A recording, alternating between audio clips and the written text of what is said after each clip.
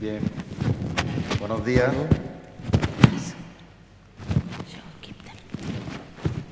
Vamos a tratar de esbozar algunas de las conclusiones del simposio, aunque el objetivo que tiene el comité organizador es doble.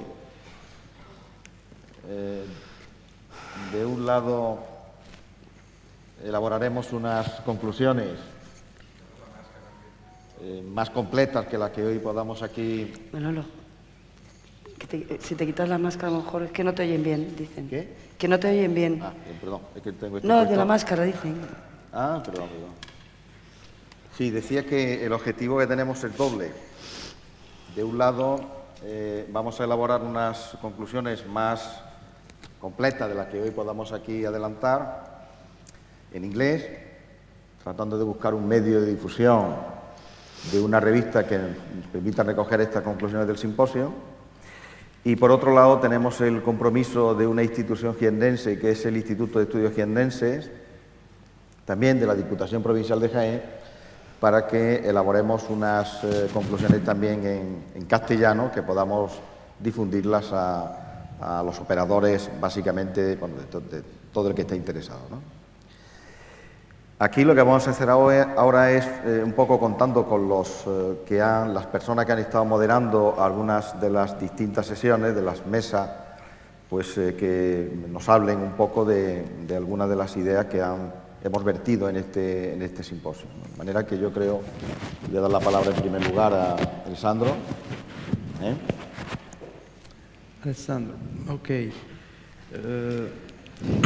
The topic of the conference has been olive oil and health, and indissoluble combination, because olive oil and health always both, in always situation.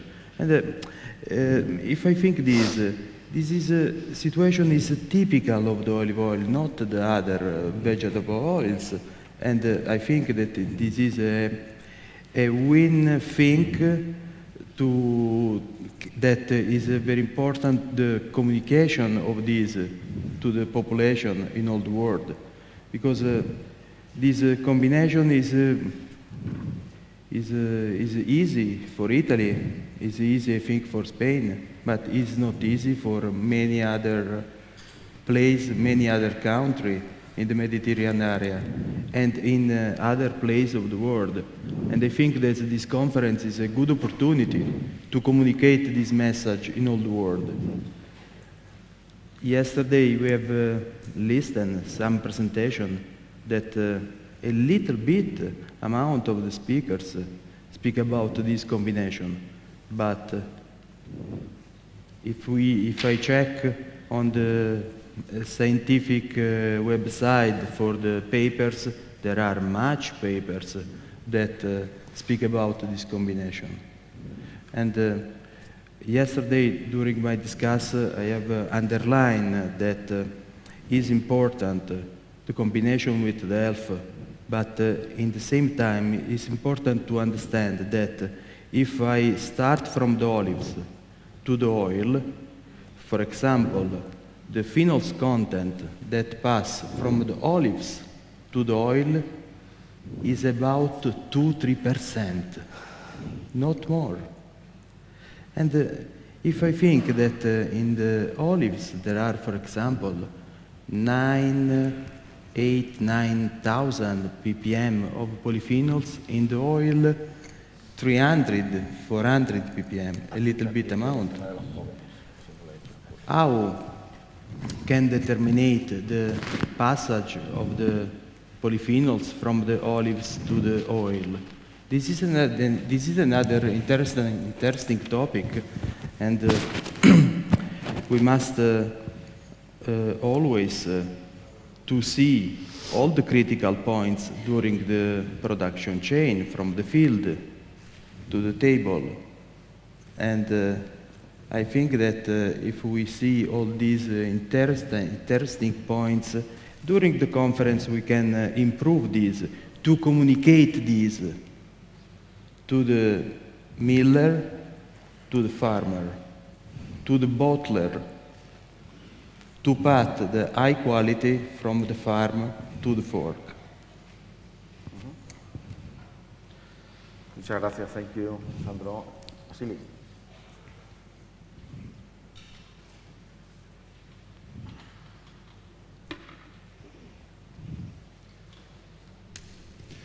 Well, I completely agree with what you said, Alessandro, and I think I mentioned yesterday that we have to pay a little bit more attention to the table olives in terms of the health benefits.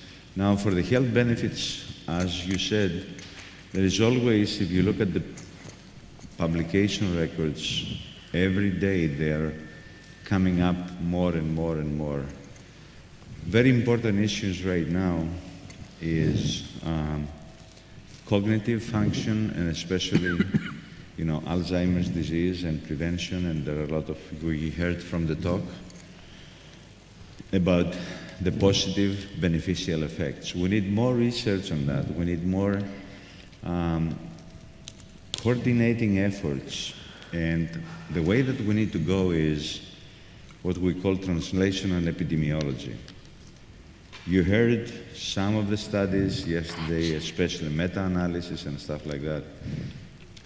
I believe that we need to do translational epidemiology. We heard some people mention we need to get more information rather than just a questionnaire that is being distributed. With the big data, we can have access to all the clinical records, we can get more information. And somebody mentioned yesterday that possible ways, and there was a couple of questions, if we can determine some of those polyphenols into the blood, I think we need also more studies on this metabolomic analysis in animal studies to figure out what is the differences and what does it cause to microbiome, for example, what the changes that they occur, and what are the effects. So, going back to translational epidemiology, we need to coordinate big studies. We need to have blood work also. Most of these cohorts now that they're generated, they are, they have medical records. Now it's accessible, you can get all this together. And along with, as I said, just a questionnaire is not a quantitative value of the consumption of the people of the olive oil. We need further biomarkers of the effect of the olive oil, and that's what, it needs to be done. So cognitive effect, and we also heard about the cardiovascular. Who doesn't know about cardiovascular, right? I mean, you're talking about olive oil that exists from the ancient years. It's not today's thing, it's not yesterday's, it's not 100 years ago. Countries like Spain, Italy, and Greece, and they were raised with this present of the God. So we need to further evaluate ways by which we can show the beneficial effects of the olive oil. So larger cohort studies and larger clinical trials into the effect, of the olive oil, and estimate how we can do that. So with that, along with all the other stuff, I think that's where we need to go. Thank you. Thank you, Vasily. Tasso? Rocío. Gracias. Buenos días, good morning. I think we need to agree that it was really a fantastic symposium in terms of all the presentations we got, and especially with the part of environment. I think it was really incredible to see how much progress it has been done in the sector, particularly, of course, here in Jaén, but we also heard examples from other areas. I think these efforts in terms of the improvement of ecosystem services, biodiversity, socio-ecological issues, environment is not just the physical environment, it also involves the people. And this type of sector, it's clearly how you link the socio-ecological aspects with the whole system, with the environment. There were several examples given.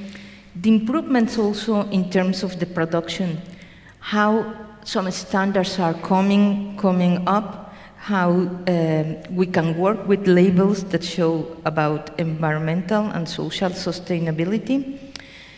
Better ways also to improve this maybe as a whole strategy. The initiatives also in terms of a plastic-free sector and how it can be improved also with all the technology that is going on with this. I think we cannot forget also what was presented about climate change. I think the agricultural sector can also, there is still area for improvement. There are still certain areas along the value chain that we can look at reduction of emissions, but also the resilience of the system. Areas where the olive sector is based on are also suffering also from climate change impacts. So more measures on climate change adaptation, and they were also explained here. And looking at overarching areas like bioeconomy that brings all together different sectors and considers also all the aspects of policies and regulations. There, as I mentioned before, there has been a great effort. We saw many examples here. I think particularly this example of the live olive groves, it's really great to see. There is interest from the policymakers, and the scale-up, it's important. If these examples from the olive sector can move also to other productivity areas, I think we could start to consider how the SDGs and other aspects of climate change can be fulfilled. Maybe not all of them by 2030, but surely by 2050, it must be almost like a very good target for this. So finally, I just want to say that several of the efforts are very important, but there is still room for improvement, and we have been seeing the examples. So I think that is the most important aspect, and definitely, if it is possible, to provide more communication, more dissemination about these examples through publications and other events like this one, is really the way forward. Thank you. Muchas gracias, Rocío. A lo largo durante todo el simposio hemos estado viendo la importancia que tiene que toda esta información llegue a los consumidores y a los operadores. Rosa, ¿cuáles han sido las...? No, esto lo tienes... Es que me lo he quitado porque no paro de toser. A ver, ahora yo creo, ¿no? Ahora. ¿Cuáles son las...? Pues mira, yo he tenido la suerte de que me he encontrado hechas las conclusiones por todo el equipo de la organización. Millones de gracias, porque además van a estar bastante más completas. Y las voy a decir en español porque es lo tenemos preparado en español. Y bueno, son las siguientes. El consumidor compra los productos por el bienestar que estos le generan. En el caso de los aceites de oliva virgen extra, hay grandes oportunidades porque ya son productos considerados una fuente de bienestar, siendo este un elemento clave en la elección de los alimentos. La percepción del bienestar por parte del consumidor viene determinada por el elemento afectivo, felicidad, y por el elemento cognitivo, satisfacción. Al margen de que se trabaje en el aspecto cognitivo, para generar valor es necesario hacer hincapié en la parte afectiva, despertar sensaciones positivas con el consumo del producto, respuestas afectivas espontáneas. En ese sentido, los ejes en los que se debe construir este valor deben de ser: 1. El producto. En el caso de los AOVES tenemos capacidad de diferenciación, sobre todo haciendo hincapié a su producción natural, sin aditivos y valores añadidos naturales. 2. La comunicación creíble sobre el producto. Slowly. Ah, slowly. Because Perdón. this way I can understand better. Slow. Espera, Elena, tráenos No, it's okay. par de- Speak slowly. La comunicación creíble sobre el producto basada en 3 tendencias en el consumo alimentario: salud, sostenibilidad y autenticidad. El consumidor, en la medida que el consumidor experimenta con el producto como potenciador de sabor y diversos usos en la cocina, se crea valor. Un elemento imprescindible en el cumplimiento de estos ejes es el trabajo cooperativo entre todos los miembros del canal para lograr que el consumidor conozca y comprenda todo el trabajo realizado en la cadena y generarle estas sensaciones positivas. Bien. La pandemia por el COVID-19 ha supuesto una oportunidad en los mercados internacionales, precisamente porque el consumidor ha experimentado más en casa con el producto. No, it's okay. Además, aún quedan algunos retos que alcanzar en el sector a nivel internacional. 1. Más aceites de calidad en el exterior. 2. Y eso hace mucho hincapié Manolo, crear valor entre los más jóvenes. O sea, empezar a pensar que la categoría lo van a hacer las generaciones siguientes. 3. Trabajar con los chefs como líderes de opinión para enseñar y transmitir al consumidor. Y esto va a ser clave también. 4. Generar confianza en los agentes de la cadena y en el etiquetado del producto. Estas son las conclusiones que se han sacado de la mesa redonda y de la exposición de marketing ayer. Gracias, Rosa. Me gustaría ligar las cuestiones a las que se refería Rocío sobre, por ejemplo, el plástico, con las que acaba de mencionar Rosa.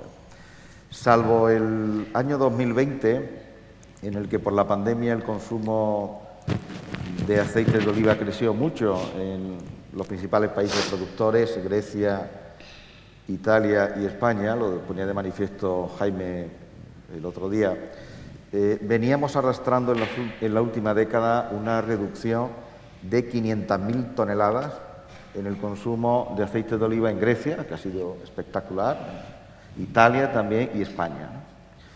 Las razones por las que decrece el consumo en estos países y crece en otros países que llamamos emergentes, como puede ser Estados Unidos, Brasil, Japón, que hemos visto aquí, Alemania, en cualquier país del mundo que no sean los principales países productores, crece el consumo, obedece al mismo fenómeno, que es el envejecimiento. Es paradójico, pero es así. Es decir, los que vivimos en países productores, pues a medida que cumplimos edad, hacemos un menor uso de las grasas y evidentemente bajamos el consumo de aceite de oliva, mientras que en los países emergentes, a medida que la gente cumple años, se preocupa por la salud y por lo tanto hace un cambio en su ingesta de grasa y por lo tanto cambia girasol o cambia canola por aceite de oliva. Resulta paradójico, pero es el mismo fenómeno el que explica una cosa y otra. Entonces tenemos que hacer mucho hincapié en los países productores, en que, y yo creo que esta puede ser también una de las conclusiones del simposio, en que se investigue mucho más sobre la gente joven, ¿no? ¿Cuáles son las pautas, los hábitos de consumo de la gente joven? Daniel Millán hacía en su intervención sobre Eblo Plastic Free, hacía mención a un estudio de la Junta de Andalucía de hace 3 años, 3, 4 años, no más. Y ahí se quedaba muy claro, y él lo ponía, y quiero hacer hincapié porque probablemente pasó desapercibida esa diapositiva, que las razones que los jóvenes españoles esgrimían para no consumir aceite de oliva era, pues en primer lugar era el plástico, es decir, son gente que está muy concienciada con el plástico y por lo tanto lo que no tiene sentido que digamos que un producto es virgen extra, es un producto excelente si va en plástico, eso no tiene ningún sentido, porque lo que a los consumidores les interesa no es que lo que haya dentro de una botella sea virgen extra, lo que les interesa es que el proceso haya sido natural y virgen extra, ¿no? Que no se agoten acuíferos, que se haga un uso racional de pesticidas, de fertilizantes, eso es lo que a la gente le está importando. Y me parece muy bueno porque si queremos recuperar el consumo en los principales países productores tenemos que acercarnos a la gente joven, ¿no? Probablemente en los países emergentes eso tardará mucho más tiempo y hay que ocuparse ahora más de la gente que tiene cierta edad y que se preocupa por la salud, ¿no? El segundo de los elementos también que aparece en ese estudio, que ahora recuerdo es de finales del 18, así que es un estudio de hace 3 años, era que la gente joven no confía en los etiquetados, no se fía de los etiquetados. Necesitamos etiquetas limpias, decía Rocío ahora, ¿no? No se fían. Y eso es una tendencia en la gente joven ahora muy normal. La gente joven no acude a páginas web de oferentes. La gente joven acude a TripAdvisor o al me gusta de otros colegas suyos o a las redes sociales, ¿no? Enlazando esto con algo que hablábamos anoche, las políticas de comunicación institucionales, de promoción a la gente joven, no tienen que ir por los medios habituales de la gente que tenemos cierta edad. La gente joven no ve televisión, puede ver Netflix, puede ver HBO, puede ver muchas, pero está en las redes sociales, pero no ven los canales convencionales. Y a veces esa promoción que hacemos dirigida a ellos en esos canales, obviamente, se diluye. Y el tercer elemento que ellos hablaban, obviamente, en unas personas que tienen unos salarios muy bajos, era, lógicamente, el precio. Pero había 2 vectores que son el plástico y que son el etiquetado, sobre el que deberíamos recomendar en nuestra conclusión es que se hiciese más estudio, fundamentalmente en los países productores, ¿no? Otro elemento que yo creo que también deberíamos, aunque no ha salido, yo me gustaría lanzarlo aquí hoy, ¿no? Porque seguimos en el simposio, por lo tanto se pueden avanzar, ¿no? Y en el que nosotros hemos trabajado este año. No sé qué ocurrirá en el caso de Grecia ni en el caso de Italia, pero en el caso de España es paradójico que las instituciones públicas inviertan dinero en fomentar el consumo de aceite de oliva, pero a su vez no obliguen en sus contratos, en sus concesiones, en sus comedores escolares, en sus universidades, en sus hospitales, en el ejército, en aquello que depende de las administraciones públicas, a que se cocine y se utilicen aceites de oliva. Es una paradoja, porque de un lado no se fomenta ese consumo y por otro lado tenemos que invertir en cantidad. La mejor promoción que podían hacer nuestras administraciones, al menos en estos 3 países, no conozco, de luego en España es paradigmático, no conozco si esto se ha regulado en Italia ni si está regulado en Grecia, sería la mejor inversión es que cuando administrativamente concedan a una empresa pues que gestione sus comedores, les obliguen, si es que se puede, no sé si jurídicamente eso se puede, a que utilicen aceites de oliva, ¿no? Me parece que, porque ahí podríamos recuperar también, imaginaos los niños en unas guarderías que desde pequeños se están acostumbrando al consumo de aceites de oliva. Pues evidentemente estamos enseñando esa cultura, ¿no? Bueno, era un tema que quería sacar porque no salió en el debate y hemos estado trabajando en Jaén, en otra cosa que tenemos, que es una cátedra, vamos a hacer un estudio. Aquí ya alguien ha hecho algo de eso, la propia Interprofesional hizo un estudio hace un poco de tiempo sobre la restauración colectiva, ¿no? Pero creo que los jóvenes, la restauración colectiva, ahí tenemos dos elementos clave, al menos en los países productores. Probablemente el asunto de la salud humana siga siendo en los países más emergentes el vector que va a incrementar la demanda. Pero en los países más maduros y sobre todo en los países productores hemos de buscar otra fórmula para atraer a otros segmentos de mercado que ahora no lo tenemos, ¿no? Pero si me dejas solo un punto sí, con, claro. con esto, en bioeconomía y en el SDG, en Sustainable Production and Consumption, existe también Sustainable Procurement.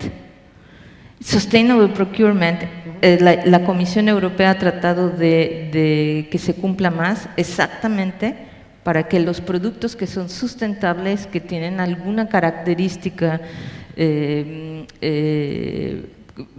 cumple con ciertos etiquetados o con ciertos indicadores de sustentabilidad, sean los que sean promovidos para compra exactamente como lo estás diciendo. Y efectivamente no salió, pero existe y está incluido en varios planes. Perfecto. ¿Tasos?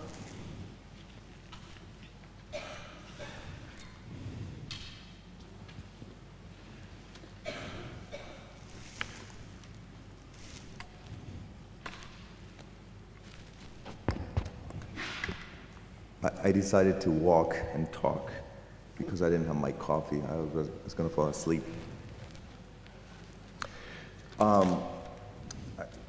You've heard the sort of the conclusions, and as Manuel said, we're going to put that together and send it out as proceedings.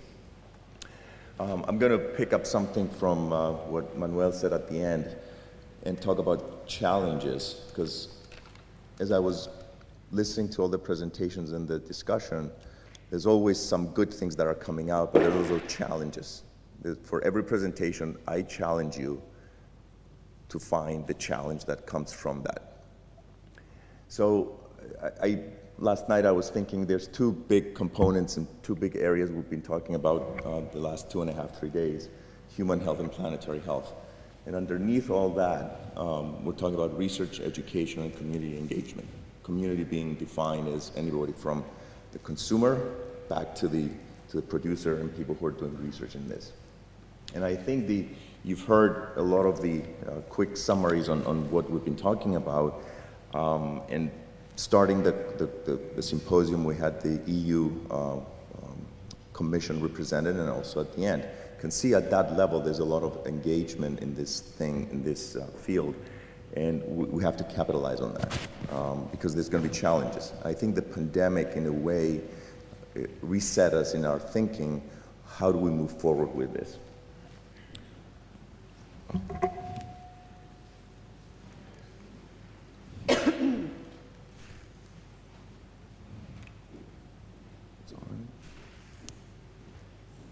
It moved. Oh, there. Oh, I didn't want to do that yet. So I think I mentioned this word before. I keep saying that.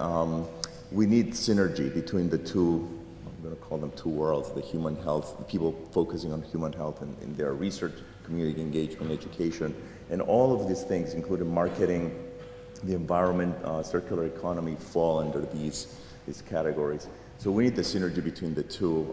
I think we have a pretty good combination at this point where the two come together, but I think we need to do more.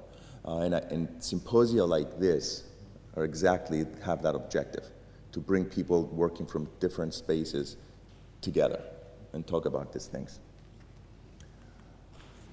So I know this slide, this is slide 2 of 45 slides.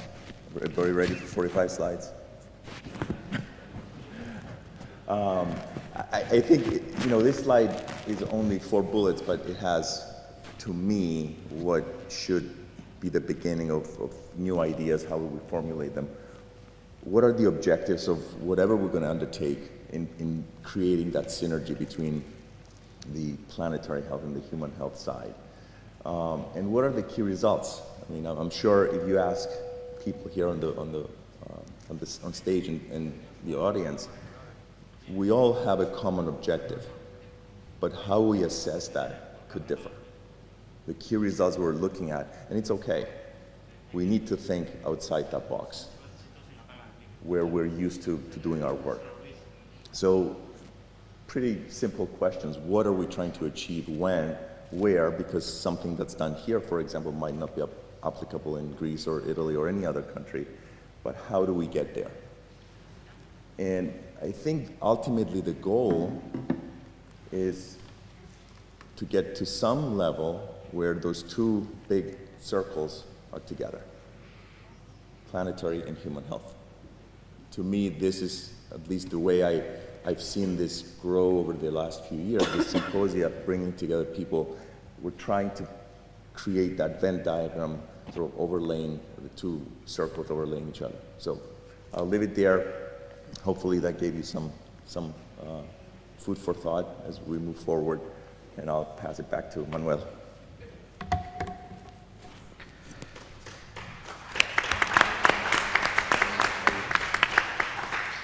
Muy bien, Tassos, thank you. Bueno, no sé si alguno de los que me acompañan quieren hacer alguna intervención más. ¿No? ¿No? Okay. Bueno, pues no sé si tenemos micrófono para la sala. No sé si alguien de la sala quiere intervenir para hacer algún comentario. Alessandra.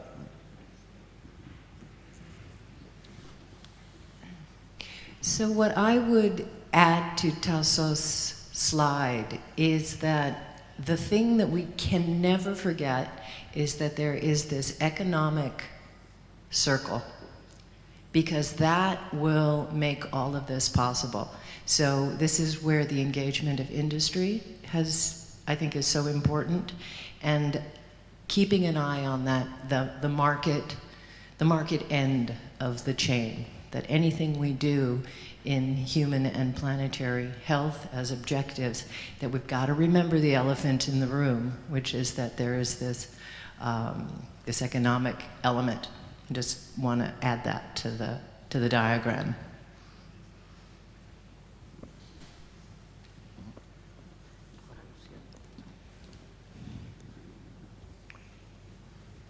Rebuttal. That was slide 37. No, just kidding. Community was inclusive of the producers, the industry, and therefore the financial implications. I didn't want to create.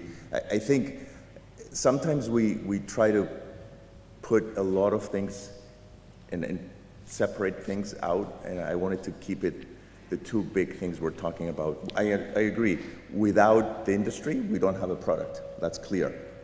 But to me, when you think of the three levels, research, education, and community, to me, community starts from people in the field all the way to the people in the front end passing on the olive oil to the consumers.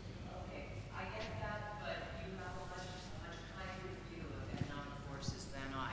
So I don't think of it necessarily as having I get it. I understand that you put it in that box, but sometimes it has agendas that have very little to do with community.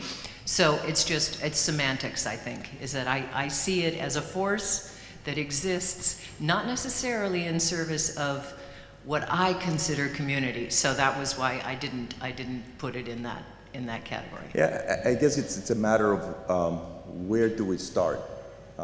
If we want to drive this, people here and involved in this, if we want to drive it from the perspective of we're going to focus on health and planetary health and engage everybody involved in that, in the whole life cycle of the olive oil or the olive tree products, where do we start? Do we drive the objectives, or do we wait for others to tell us what they want to hear? To me, we should drive the objective from those two big circles.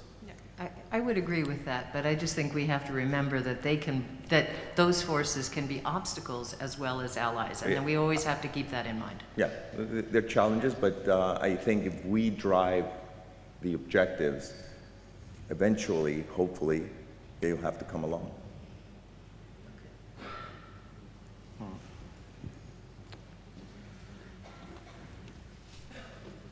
Bueno, yo estoy cada vez más convencido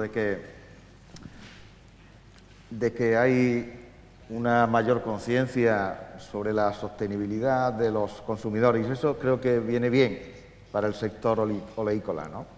Siempre y cuando cambiemos alguna de nuestras pautas de funcionamiento, nuestro comportamiento en la línea de lo que los ponentes han señalado en este simposio, ¿no? ¿Hay una palabra por allí también? Voy a hablar en español ahora. También un poquito siguiendo tu línea, tal vez lo que dijo antes Alexandra. Ahora entiendo mejor lo que dices, Tassos, sobre comunidad. También me faltó también la esfera de la ley, no sé cómo decirlo, la esfera de la institución. Y esto, tal vez tú puedas también ponerlo dentro de la comunidad, pero también hay que señalarlo aparte. La esfera institucional, la esfera de la legislación, la esfera de las políticas, porque si no la podemos dejar aparte, no podemos olvidarnos de las políticas institucionales, porque también tenemos que incidir y hacer el lobby correspondiente dentro. Y ahí voy a enlazarlo con una conversación que tuvimos ayer con Rocío y que también lo considero como un challenge, como un desafío. Cuando antes hablabas sobre los desafíos de los nuevos consumos, jóvenes, etcétera, los comedores, completamente de acuerdo. pero creo que hay un desafío ético del sector, y es al tener un producto de tan alta calidad y tan bueno para la salud como es el aceite de oliva virgen extra, tenemos un compromiso ético con la población, la gran parte de la población en el mundo, que es la mayoría, que no lo consume, porque no tiene medios. Y es toda la pobreza, toda la parte que no tiene ni siquiera medios para llegar a eso. ¿De qué manera hacerlo? Es un desafío. No, ¿sabes? Y ahí es donde research, academia, productores, industria, no solamente puedes pasar por encima, no solamente podemos hablar del mejor aceite de oliva vendido a los mejores precios, sí, pero ¿qué pasa con el resto de las personas, ¿no? Para mí creo que es un desafío a desarrollar. Gracias. Muchas gracias, pues una observación muy interesante, efectivamente, en el ámbito de la responsabilidad del sector, ¿no? Ser capaz de que a través de distintos aceites de oliva con distintos niveles de precio, pues puede obviamente acercarse a distintos segmentos de mercado. Esa debe ser la clave, ¿no? Sin menospreciar nunca la calidad, es decir, hay que ir con productos de calidad a estos también segmentos de mercado, ¿no? Bueno, yo creo que podemos dar por concluida esta sesión, porque algo que me ha sorprendido en este encuentro ha sido que hemos cumplido escrupulosamente los horarios. Yo creo que es el primer congreso al que voy, y ya he ido a algunos pocos, en la que cumplimos los horarios, porque en los demás congresos en los que he asistido pues había retrasos de media hora, de 3/4 de hora, aquí, y hoy lo vamos a seguir cumpliendo. Los autobuses nos esperan a las 10 de la mañana, son las 10 menos 7 minutos, de manera que vamos a ir acercándonos a los autobuses para hacer un viaje ahora a Baeza, que es una ciudad patrimonio de la humanidad, ya nos lo decía ayer el diputado. En realidad aquí la UNESCO reconoció, no solamente, es la única vez que la UNESCO reconoce 2 ciudades, pero no ha reconocido las 2 ciudades por separado. La UNESCO reconoció el conjunto de Baeza Úbeda, por el renacimiento de un arquitecto que no era de aquí, que era de una provincia cercana, Albacete, que es Andrés de Vandelvira, ¿no?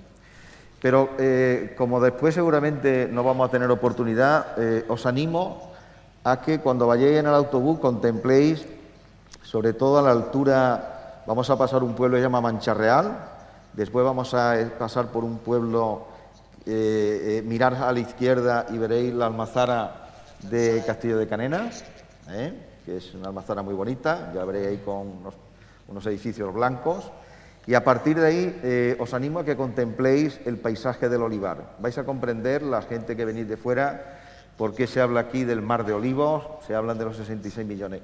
Esa zona se llama La Loma, nos aproximamos a Baeza, y es la zona más productora del mundo, no la más productiva, que ahora habría que buscarla en Portugal, en Alentejo, pero esta es la zona más productora del mundo, donde se hace la mayor cantidad de aceite de oliva como territorio.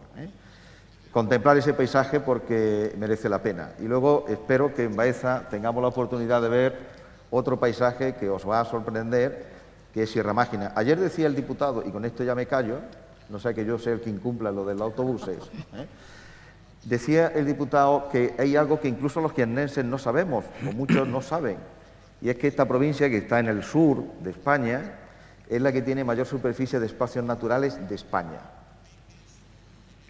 La gente normalmente piensa que están en los Pirineos, que está arriba en las zonas más montañosas. No, la tenemos aquí.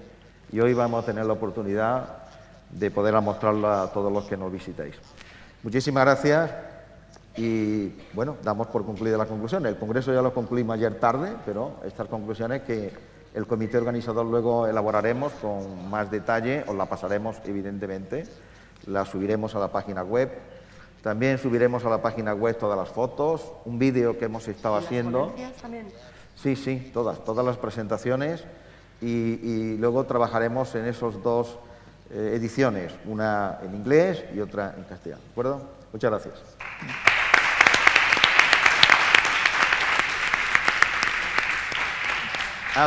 Perdonad que hay una cosa que no he dicho. Tratar de dejar los cacharritos estos, que es muy fácil que lo olvidemos y nos lo llevemos en un bolsillo.